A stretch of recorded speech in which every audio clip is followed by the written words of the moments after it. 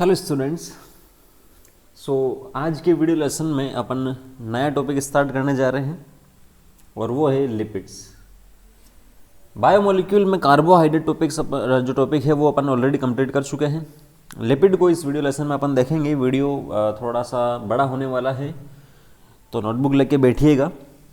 ठीक है, स्टार्ट अपन करते हैं। लिपिड है क्या इंट्रोडक्शन से, और किस मोनोमर यूनिट से ये बनते हैं, एकलक इकाई कौन सी होती है या नहीं होती है, और बाकी जो बेसिक प्रॉपर्टीज़ है उससे। तो जो लिपिड्स होते हैं इसका मीनिंग क्या है? ठीक है, हिंदी में भी लिपिड इससे अपन बोलते हैं वैसे तो, लेकिन कुछ कुछ जगह पर वसा भी अपने को बता रखा है, तो वो भी अपन देखेंगे कि वसा शब्द कब अपन यूज में लेते हैं। तो लिपिड्स जो होता है एक ग्रीक वर्ड होता है लाइपोज। इंग्लिश में ही याद रखेंगे इसे तो सही रहेगा। लिपिड्स जो होता है लाइपोज से लिया गया है, जिसका मतलब होता है फैट, या जिसे अपन बोलते हैं वसा। ठीक है, और ये जो लिपिड होते हैं इसे अपन बोल सकते हैं वसा एवं उसके व्युत्पन्न को लिपिड। वसा एवं उसके व्युत्पन्न को अपन क्या बोल सकते हैं? लिपिड बोल सकते हैं, क्योंकि लाइपोज का मीनिंग होता है फैट। अब ये जो लिपिड है वो एस्टर होता है, मतलब एस्टर होता है एक टाइप से। एस्टर बॉन्ड अपन ऑर्गेनिक केमिस्ट्री में, कार्बनिक रसायन में पढ़ते हैं, एस्टर भी अपन पढ़ते हैं। ठीक है, तो वो अभी स्ट्रक्चर जब अपन देखेंगे तो आपको समझ में आ जाएगा। केवल दूसरी डेफिनेशन में यहाँ से कवर करना चाह रहा हूँ कि जो लिपिड होते हैं वो एस्टर होते हैं किस किस के। ठीक है, एक तो होता है वसीय अम्ल,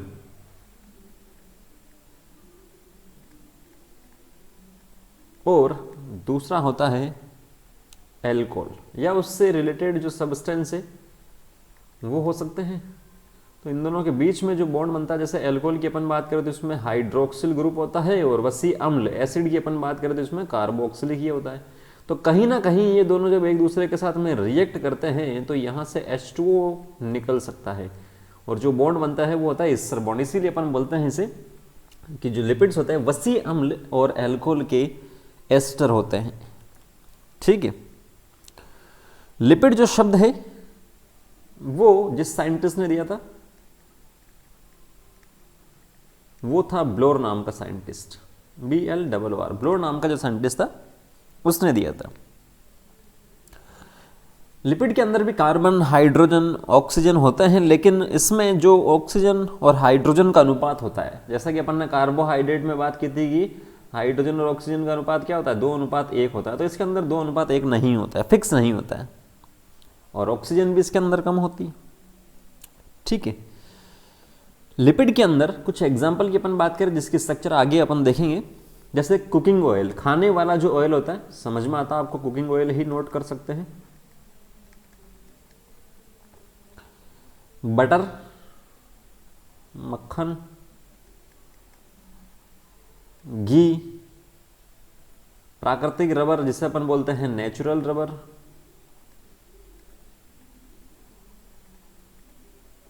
ठीक है, कोलेस्ट्रॉल,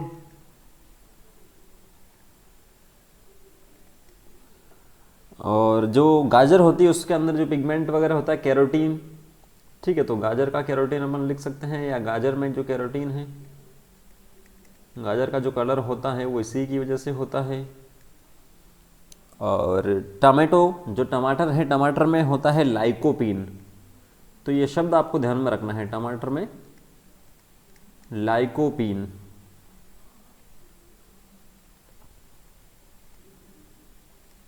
ठीक है, या यूकैलिप्टस ऑयल होता है एक, यूकैलिप्टस ऑयल। मेंथोल जो अधिकतर दवाइयों में आता है मालिश वालिश करने के लिए। विटामिन जो विटामिन ए, ई, के, क्योंकि मैंने आपको पहले बोला था वसा एवं उसके व्युत्पन्न, या वसी अम्ल प्लस एल्कोहल, या उससे संबंधित या उससे रिलेटेड जो सब्सटेंस होते हैं, तो ये विटामिन ए, ई, के भी इसी के अंदर आते हैं। ठीक है, ये कुछ एग्जाम्पल है इसके। लिपिड की जो स्ट्रक्चर होती है वो अलग अलग हो सकती है। जैसा कि मैंने आपको बताया, कार्बन, हाइड्रोजन और ऑक्सीजन होती है। ऑक्सीजन की संख्या यहाँ पर कम होती है। ठीक है, कार्बन जो एटम होता है, ये सिंपल सा आपको ध्यान में रखना है कि ऑक्सीजन की जो संख्या होती है, ऑक्सीजन जो होता है वो हमेशा कार्बन से कम होगा, मतलब कार्बन क्या होगा, ज़्यादा होगा। और जब कार्बन की वैलेंसी अपन पूरी करेंगे तो वहाँ पर हाइड्रोजन भी ज़्यादा होगा ऑक्सीजन से, इसीलिए मैंने पहले ही आपको बता दिया कि 2:1 नहीं होता है। कुछ कुछ ऐसे भी लिपिड्स होते हैं जिसके अंदर फॉस्फोरस, नाइट्रोजन, सल्फर मिलते हैं, ठीक है। तो सल्फर, फॉस्फोरस, नाइट्रोजन भी संरचना में होते हैं, ठीक है। लिपिड जो होते हैं वो अध्रुवीय होते हैं, नॉन पोलर जिसे अपन बोलते हैं, नॉन पोलर या अध्रुवीय होते हैं। और नॉन पोलर होगा इसका मतलब क्या होगा, अध्रुवीय होगा इसका मतलब जल में अविलय होगा। इसीलिए यही एक मेन रीजन है कि अगर आप एक गिलास पानी में 2 बूंदे भी तेल की, ऑयल की, घी के डालोगे तो वो ऊपर ही रह जाएगी, उसमें डिजोल्व नहीं होगी। क्यों? क्योंकि ये होता है अध्रुवीय। लेकिन इंपॉर्टेंट पॉइंट ये है कि जल में तो अविलय, लेकिन कुछ ऐसे सबस्टेंस है जिसके अंदर ये विलय हो सकते हैं। अब क्योंकि जो लिपिड है वो नॉन पोलर है, तो अगर इस नॉन पोलर को मैं नॉन पोलर के साथ में मिक्स कर दूं तो क्या होगा, तो ये उसमें विलय हो जाएगा। जैसे तेल को तेल में मिक्स करना तो क्या होगा, विलय होगा साहब, सिंपल सा, क्योंकि तेल तेल भाई भाई है। तो नॉन पोलर भाई भाई है। तो नॉन पोलर कुछ ऐसे सबस्टेंस होते हैं, अगर उनके साथ में ऑर्गेनिक जो कंपाउंड अगर उनके साथ में आपने इसे मिक्स किया है तो लिपिड उसमें विलयशील हो जाएगा। जैसे एग्जांपल की बात करें, ईथर, ठीक है, क्लोरोफॉर्म, क्लोरोफॉर्म बेहोश करने में जो काम में लेते हैं, बेंजीन और एसीटोन। ये कुछ आपको ऑर्गेनिक जो सबस्टेंस है वो आपको ध्यान में रखना है, जिसमें क्या हो सकता है, जो लिपिड है वो विलय हो सकता है आदि, ठीक है। तो जल में अविलय होता है क्योंकि ये नॉन पोलर होता है, अध्रुवीय होता है, जबकि बाकी जो 3-4 सबस्टेंस मैंने लिखे उसमें क्या हो सकता है, विलयशील होता है। जनरली जो लिपिड होते हैं वो मैक्रोमोलिक्यूल या जो वृहद अणु होता है इसके निर्माण के लिए बहुलीकरण नहीं करते हैं।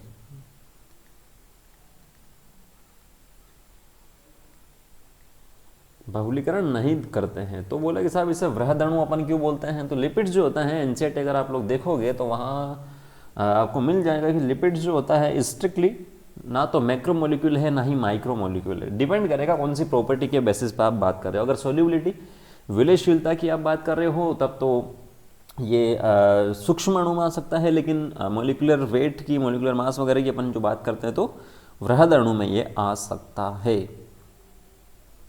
ठीक है। तो बहुलीकरण की जो प्रक्रिया है वो नहीं दर्शाता है, प्लस साथ साथ में क्या होता है, प्रोटीन और जो कार्बोहाइड्रेट्स होते हैं उसके साथ में ये जुड़ सकता है। क्लासिफिकेशन की भी अपन बात करेंगे, लेकिन कुछ 1-2 पॉइंट और अपन डिस्कस कर लेते हैं।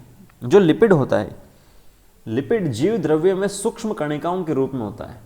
सपोज ये कोशिका है और इसके अंदर ये साइटोप्लाज्म या कोशिका द्रव्य है, तो इसके अंदर छोटी छोटी सूक्ष्म कणिकाएं जो होती हैं उस फॉर्म में लिपिड हो सकता है। तो लिख देते हैं अपन, कोशिका द्रव्य में सूक्ष्म कणिकाओं के रूप में मिलता है। ये जो पादप शारीरिकी है, प्लांट फिजियोलॉजी, उसमें आपको मिल जाएगा इस डायग्राम में, ठीक है। कोशिका द्रव्यों में सूक्ष्म कणिकाओं के रूप में। लिपिड जो होता है कार्बोहाइड्रेट की तुलना में डबल एनर्जी देता है। तो ऊर्जा की अगर अपन बात करें तो जो लिपिड है वो ज्यादा देता है, किससे, कार्बोहाइड्रेट से, ठीक है। और लगभग 2 गुना, 2 गुने से ज्यादा भी हो सकता है लेकिन कम तो नहीं होगा। और इसके जो फंक्शंस की भी अपन बात करेंगे कि शॉक जो होता है उसे एब्जॉर्ब करता है ये, तो वो अपन बाद में डिस्कस कर लेंगे। लिपिड का अगर ऑक्सीकरण अपन करवाते हैं तो बहुत ज़्यादा जल है वो भी बाहर निकलेगा, और यही एक मेन रीज़न है कि ऊर्जा जो है लिपिड में ज़्यादा मिलती है। गलनांक के आधार पर लिपिड को वसा या तेल भी अपन बोलते हैं, ठीक है। तो गलनांक जो है मेल्टिंग पॉइंट जिसे अपन बोलते हैं, गलनांक के आधार पर, जैसा मैंने पहले ही बोला था आपको, इसे वसा भी बोल सकते हैं या तेल भी अपन इसे बोल सकते हैं, ठीक है। तेल का जो गलनांक होता है वो कम होता है और जो वसा है उसका ज़्यादा होता है, ये आपको ध्यान में रखना। तेल का गलनांक, गलनांक मतलब क्या होता है, जो ठोस से द्रव में कन्वर्ट करने के लिए जो तापमान की ज़रूरत होती है उसे अपन गलनांक बोलते हैं। तो वो कम होता है तेल के लिए और वसा के लिए वो ज़्यादा होता है, ठीक है। नेक्स्ट अपन बात करते हैं कि जो मेन इसका जो सबस्टेंस है, जो दो टाइप के सबस्टेंस मैंने आपको बताए थे कि एक तो होता है वसीय अम्ल, क्या होता है वसीय अम्ल, और दूसरा होता है अल्कोहल। तो वसीय अम्ल की अपन थोड़ी सी बात करेंगे, जो फैटी एसिड है उसकी अपन बात करेंगे, क्योंकि इसका जो आधारभूत कंपोनेंट है, जो आधारभूत जो पार्ट है लिपिड का, वो वसीय अम्ल ही है। तो फैटी एसिड की अपन बात करते हैं तो फैटी एसिड या वसीय अम्ल जो होते हैं दो प्रकार के होते हैं। कितने प्रकार के? दो प्रकार के। एक होता है संतृप्त,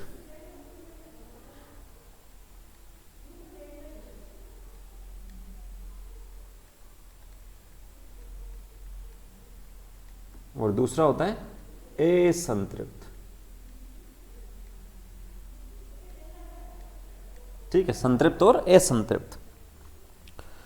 संतृप्त का सिंपल सा मीनिंग होता है कि जो सैचुरेटेड, इसे इंग्लिश में अपन बोलते हैं कि इसके अंदर किसी भी प्रकार का डबल बॉन्ड या ट्रिपल बॉन्ड नहीं होता जो कार्बन चेन है उसके बीच में।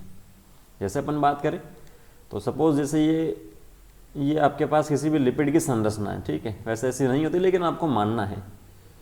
तो ये जो कार्बन कार्बन है यहाँ पर इसके बीच में एक एकल बंध है, एकल बंध है, एकल बंध है। जबकि असंतृप्त की अपन बात करें तो इसके अंदर क्या हो सकता है, द्विबंध भी इसके अंदर यहां पर हो सकता है। एक हो सकता है या एक से ज्यादा हो सकता है, डिपेंड करेगा किस टाइप का चेन है या किस टाइप का वसीय अम्ल है, ठीक है। तो संतृप्त का मतलब कोई भी डबल बॉन्ड नहीं होता है, ये पहला डिफरेंस हो जाएगा, मेजर डिफरेंस है, सबसे बड़ा, सबसे इंपॉर्टेंट है। कोई भी डबल बॉन्ड नहीं होता, जबकि असंतृप्त में डबल बॉन्ड होता है, एक हो सकता है या एक से ज्यादा यहां पर हो सकता है, ठीक है। तो अगर इसके अंदर सिंगल बॉन्ड है तो मतलब जैसे ये जो स्ट्रक्चर है तो इसे तो अपन ऐसे भी तो लिख सकते हैं सी सी सी सी, और बाकी जो वैलेंसी है वो हाइड्रोजन से अपन पूरी करेंगे। ये हाइड्रोजन हाइड्रोजन हाइड्रोजन ऐसा नहीं है, ये केवल सिंपल सी स्ट्रक्चर है, ये फैटी एसिड नहीं है, लेकिन आपको मानना है कि एक टाइप की फैटी एसिड की स्ट्रक्चर है, ठीक है। तो हाइड्रोजन से मैंने इसकी वैलेंसी पूरी कर दी, कार्बन की जो वैलेंसी होती है वो 4 होती है। तो अब यहाँ पर मैं एक्स्ट्रा हाइड्रोजन तो नहीं जोड़ सकता क्योंकि वैलेंसी पूरी है, लेकिन अगर इससे इसकी वैलेंसी आप पूरा करो इस टाइप से, ठीक है, तो यहाँ पर क्या आएगा, H H H, यहाँ पर भी एक हाइड्रोजन आएगा, यहाँ पर कुछ भी नहीं आएगा क्योंकि 4 वैलेंसी हो रखी है दोनों साइड से, ये H और ये H। तो अगर इन डबल बॉन्ड को मैं यहां से तोड़ूं तो एक डबल बॉन्ड में तोड़ूंगा तो क्या करूंगा, इसकी जो स्ट्रक्चर है कुछ इस टाइप से हो जाएगी। एक डबल बॉन्ड को मैं यहां से तोड़ूंगा तो ये एक C C और C, ठीक है। ये तो H H H अपने पास ऐसे ही है और ये H भी अपने पास ऐसे ही। यहां से मैंने दोनों डबल बॉन्ड को तोड़ा और सिंगल बॉन्ड हो गया। तब बैलेंसी पूरी करने के लिए मुझे यहाँ पर हाइड्रोजन जोड़ना पड़ेगा, यहाँ पर भी जोड़ना पड़ेगा, यहाँ पर भी जोड़ना पड़ेगा और यहाँ पर भी जोड़ना पड़ेगा, ठीक है। तो जो हाइड्रोजन मैंने जोड़े हैं तो वो कितना था, एक तो ऊपर वाला ये जुड़ा है, एक ये जुड़ा है, एक ये जुड़ा है और एक ये जुड़ा है। 2 hydrogen bond sorry 2 double bond अगर मैंने तोड़े हैं तो टोटल कितने हाइड्रोजन जोड़े हैं, 4 हाइड्रोजन जोड़े हैं, मतलब 2 का जस्ट डबल हो जाएगा 4। तो मतलब कहने का तात्पर्य यही है कि इसमें अपन जो असंतृप्त वसीय अम्ल है उसमें जो एक्स्ट्रा हाइड्रोजन उसे अपन जोड़ सकते हैं इसके डबल बॉन्ड की उपस्थिति के आधार पर, ठीक है। तो ये सबसे इंपॉर्टेंट पॉइंट है। नेक्स्ट डिफरेंस की अपन बात करते हैं जो संतृप्त संतृप्त जो वसी अम्ल है उसकी जो अपन बात करें तो जो नेक्स्ट डिफरेंस है इसका, सैचुरेटेड जो है वो यहाँ पर क्या होता है, सरल रेखीय होते हैं, स्ट्रेट होते हैं, स्ट्रेट चेन होती है, ठीक है, स्ट्रेट चेन होती है। जबकि हो सकता है कि जो असंतृप्त है वो स्ट्रेट ना हो, उनकी हेलिकल स्ट्रक्चर यहाँ पर हो सकती है, ठीक है, वो क्या हो सकते हैं, हेलिकल या उनकी दूसरी स्ट्रक्चर यहाँ पर हो सकती है। तो ये आपको सिंपल से ध्यान में रखना है, इंपॉर्टेंट नहीं है लेकिन फिर भी ध्यान में रखना है। तीसरा जो डिफरेंस है, संतृप्त वसीय अम्ल को अपन अनावश्यक वसीय अम्ल भी अपन बोलते हैं।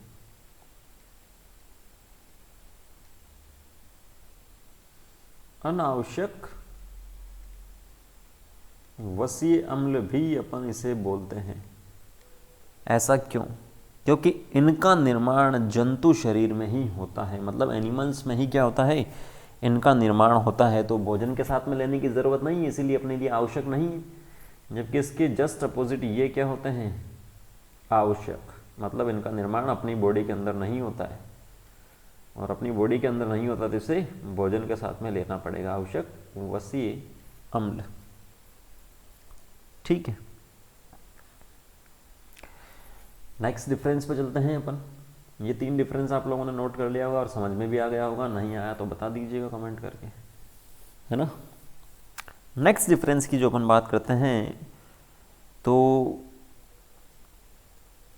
लिपिड्स जो होते हैं, अगर उनकी जो स्ट्रक्चर उसमें संतृप्त वसीय अम्ल मिल रहे हैं, देखने को संतृप्त वसीय अम्ल अगर मिल रहे हैं तो वो सामान्य ताप पर सॉलिड होते हैं, ठीक है, सामान्य ताप पर क्या होंगे, वो सॉलिड होंगे। तो संतृप्त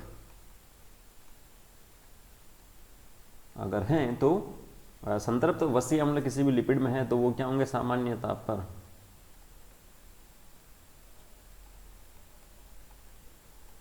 ठोस होंगे, ठीक है। जबकि इसके जस्ट अपोजिट जो असंतृप्त वसीय अम्ल अगर किसी भी लिपिड में मिल रहे हैं तो वो क्या होंगे, सामान्य ताप पर द्रव होंगे,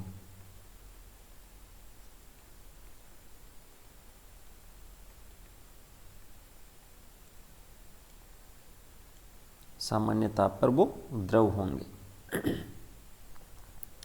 क्लियर, ठीक है, ये भी क्लियर है। तो अब अपन बात करते हैं इसका जो सामान्य सूत्र है उसकी अपन बात कर लेते हैं, इम्पोर्टेंट है ये भी। जैसे संतृप्त की अपन बात करें तो उसका जो सामान्य सूत्र होता है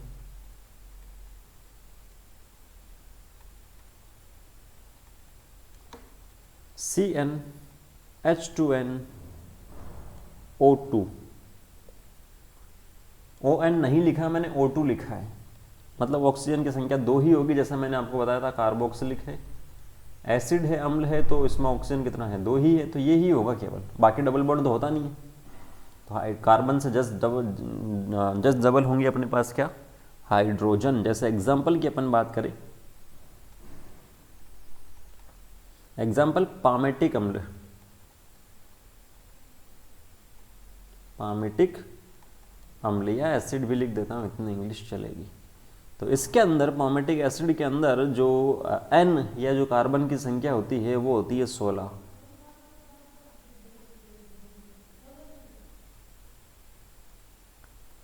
C16 H32 O2, ठीक है। N की संख्या 16 हो गई। दूसरा स्टीयरिक एसिड, तो C18, इसके अंदर होता है 18N, H होगा 36 और ऑक्सीजन होगा 2, ठीक है। पॉमेटिक और स्टेरिक इंपॉर्टेंट है। इसके अलावा जो एक एग्जांपल और है एर्किडोनिक एसिड, एर्किडिक एसिड,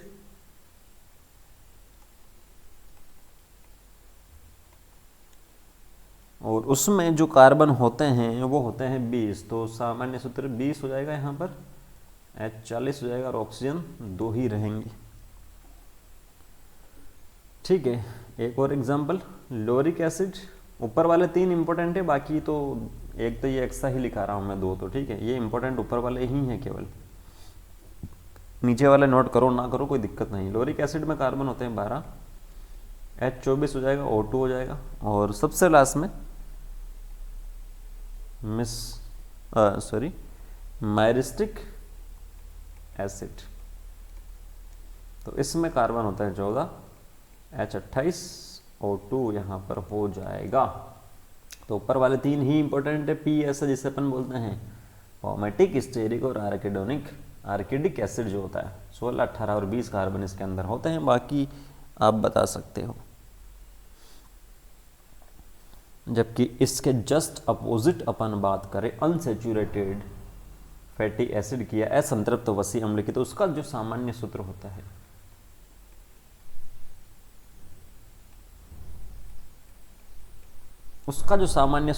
है वो होता है CnH2n - 2xO2। ठीक है, 2xO2। तो इसका जैसे एग्जाम्पल की अपन बात करें तो अभी आपको समझ में आ जाएगा। n तो आपने बोल दिया नंबर ऑफ कार्बन है साहब, ठीक है ना, और x जो अपने पास होगा, अभी डबल बॉन्ड की अपन बात करेंगे तो आपको समझ में आ जाएगा। जैसे एग्जाम्पल हुआ ओलिक एसिड या ओलिक अम्ल इसे अपन बोलते हैं, और इसका जो सामान्य सूत्र होता है ओलिक एसिड का वो होता है, इसमें नंबर ऑफ कार्बन होते हैं 18, तो n अपन ने रख दिया 18, H2n अपन ने रखा तो 36 हो जाएगा, 2n तो -2x लिखा है। x जो है वो डबल बॉन्ड है, और डबल बॉन्ड इसके अंदर होता है, साइड में लिख देते हैं, द्विबंध जो होता है इसके अंदर वो होता है 1, तो 1 को x की जगह 1 रखोगे तो 2 ही आएगा यहाँ पर, और O2 में कर देता हूँ इसे।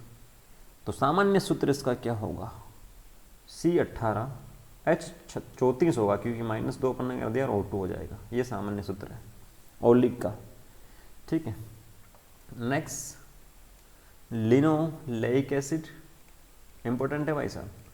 इसमें जो डबल बॉन्ड होते हैं वो 2 होते हैं, तो नंबर ऑफ कार्बन इसके अंदर होते हैं आपके 18, C18, तो अब 2 होंगे तो 2 को आप 2 से मल्टीप्लाई करोगे यहाँ पर तो 4 होगा, मतलब जो हाइड्रोजन की संख्या उसमें से 4 माइनस करेंगे। 18 को 2 से मल्टीप्लाई करते हो 36, 36 में से 4 माइनस करोगे तो 32 O2, ये आपका लिनोलेइक एसिड है। एक होता है लिनोलेनिक, लिनोलेइक और लिनोलेनिक जो लिखा है डिफरेंस है, उसमें अंतर है भाई साहब। इसमें नंबर ऑफ डबल बॉन्ड जो होते हैं वो 3, 3 को 2 से मल्टीप्लाई करते हैं तो आता अपने 6, कार्बन तो 18 ही होते हैं इसके अंदर भी, 6 माइनस करोगे 36 में से 30 आएगा, और ये हो जाएगा O2। इसे अपन बोलते हैं लिनोलेनिक अम्ल, ठीक है। तो ये आप ध्यान रखोगे तो इजीली काम चल जाएगा। नंबर ऑफ कार्बन तो ओलिक, लिनोलेनिक और लिनोलेइक में सेम ही है, बस जो कार्बन की द्विबंध है वो अलग है। नेक्स्ट एराकिडोनिक एसिड जो होता है उसमें जो कार्बन की संख्या होती है वो होती है 20, हाइड्रोजन यहाँ पर कितना होना चाहिए 40, लेकिन होते कितने हैं 32 ही, क्योंकि इसमें जो द्विबंध की संख्या होती है वो होती है 4, तो 20 का 10 डबल होता है कितना 40, 40 में से 8 माइनस करेंगे क्योंकि 4 डबल बॉन्ड है तो 32 और O2, ये हो जाएगा एराकिडोनिक अम्ल, ठीक है। आ गई बात समझ में या नहीं आई? अब जिसके अंदर एक डबल बॉन्ड है, जैसे ये हुआ एग्जाम्पल अपना, जिस भी वसी अम्ल के अंदर एक डबल बॉन्ड है, एक द्विबंध है, उसे अपन बोलते हैं मूफा। यही नाम ध्यान में रखना है। मूफा की जो फुल फॉर्म होती है वो होती है mono, M for mono, U for unsaturated और Fe for fatty acid. Mono का मतलब एक, और जिसके अंदर एक से ज़्यादा होते हैं, जैसे ये हुआ, ये हुआ, ये हुआ, तो इसे अपन बोलते हैं पूफा। पी फॉर पोली, पोली का मतलब बहुत सारे, और you for unsaturated fatty acid, F A का मतलब फैटी एसिड। ठीक है, तो पोली का मतलब बहुत सारे या एक से ज़्यादा द्विबंध जिसके अंदर मिलेंगे वो होता है पूफा, है ना। बुआ जी के पिताजी, सॉरी पति जी, उसे अपन उन्हें बोलते हैं अपन पूफा जी। आ गई बात समझ में। तो स्ट्रक्चर बनाने की ज़रूरत नहीं है, ये आपको ध्यान में रखना है कि इतने सारे वो जो हैं, इतने द्विबंध होते हैं इन चारों में और इतना एकल बंध होता है, तो काम आपका हो जाएगा। ठीक है, क्लियर है। नेक्स्ट लास्ट डिफरेंस पे चलते हैं, उसके बाद में हो जाएगा अपना जो प्रकार है इनके वो कंप्लीट, या जो डिफरेंस है वो कंप्लीट हो जाएंगे अपने। ठीक है, तो जो अपने जो फर्स्ट वाला जो था संतृप्त वसीय अम्ल, इनका उपापचय दृष्टि से अपन बात करें मेटाबॉलिक रूप से,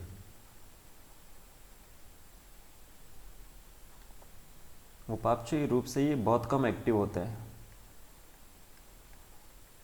बहुत कम सक्रिय। ठीक है, बहुत कम सक्रिय होते हैं।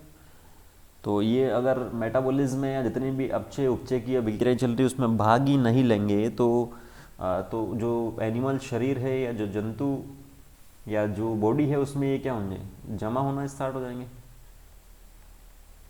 जमा होने लगेंगे, है ना, क्योंकि काम में ही नहीं आ रहा है, बहुत कम सक्रिय होते हैं ये। तो ये जो होता है जमा होने लग जाएंगे, तो उस केस में जो अपना शरीर है उस पर क्या होगा, चर्बी छाना स्टार्ट हो जाएगी, मोटापा यहाँ से क्या होगा, मोटापा बढ़ेगा, क्योंकि ये काम में ही नहीं आ रहे। और मोटापा जो बढ़ रहा है तो हो सकता है कि जो अपना लीवर है यकृत है वहाँ चला जाए, कोलेस्ट्रॉल का निर्माण ये कर दे, या हो सकता है कि जो अपनी रक्त वाहिका है लीवर में कोलेस्ट्रॉल, या इंपॉर्टेंट है कि जो अपनी ब्लड वेसल्स है, तो अगर ब्लड वेसल्स के अंदर जाकर ये आंतरिक सतह पर जमा हो गई, जैसे ये थी ब्लड वेसल्स अपनी नॉर्मल ये है, और उसके बाद में जब ये जमा हो गई तो इस टाइप से हो गई है, आंतरिक सतह पे हो गई, क्योंकि बाहर तो आना पॉसिबल नहीं है, केशिकाओं में आ सकते हैं बाहर तो अंदर की ओर ये जमा हो गई, तो आंतरिक की जो इसकी ल्यूमेन है, जो कैविटी है, वो तो छोटी हो गई बीच में जहाँ से ब्लड फ्लो हो रहा था, इसमें तो ये बड़ी है और इसमें छोटी है। तो जो कैविटी है, जो ल्यूमेन है इसकी, वो सक्रिय हो जाएगी, तो सक्रिय हो जाएगी तो यहाँ पर क्या होगा, ब्लड प्रेशर अपना बढ़ जाएगा। क्यों, ब्लड प्रेशर क्या होता है कि जो रक्त होता है उसके द्वारा इसकी जो भित्ति होती है उस पर लगाया गया जो प्रेशर होता है उसे अपन बोलते हैं ब्लड प्रेशर। ठीक है, तो पहले आराम से जा रहा था क्योंकि बड़ा पाइप था, बड़ी वेसल थी, लेकिन अब छोटी हो गई तो प्रेशर भी यहाँ पर बढ़ जाएगा। और हो सकता है कि इसकी वजह से जो अपने हृदय से रिलेटेड जो दूसरी व्याधियाँ हैं, जो डिजीज़ डिसऑर्डर है, वो हो सकता है। तो ब्लड वेसल्स यहाँ पर क्या हो जाती है, छोटी या सक्रिय हो जाती है। हो सकता है हार्ट अटैक आ जाए, कार्डियक अरेस्ट हो जाए, कुछ भी हो सकता है, वो डिपेंड करेगा। तो इसका जस्ट अपोजिट क्या होगा, आप सिंपल सा सोच सकते हैं कि उपापचय रूप से अधिक सक्रिय होता है, पूरा नोट करवाने की ज़रूरत नहीं। अधिक सक्रिय होगा तो जमा नहीं होगा, और जमा नहीं होगा तो मोटापा नहीं बढ़ेगा, और मोटापा नहीं बढ़ेगा तो ब्लड वेसल्स जो है उसका नॉर्मल साइज रहेगा, तो इसका कोई भी साइड इफेक्ट देखने को अपने को नहीं मिलेगा, जो हानिकारक प्रभाव है अपने को देखने को नहीं मिलेगा। ठीक है, और सबसे लास्ट में एनिमल्स में ज़्यादा मिलता है क्या, एनिमल्स में जो संतृप्त वसीय अम्ल है वो ज़्यादा मिलता है। इसके जस्ट अपोजिट पादपों में असंतृप्त मिलता है।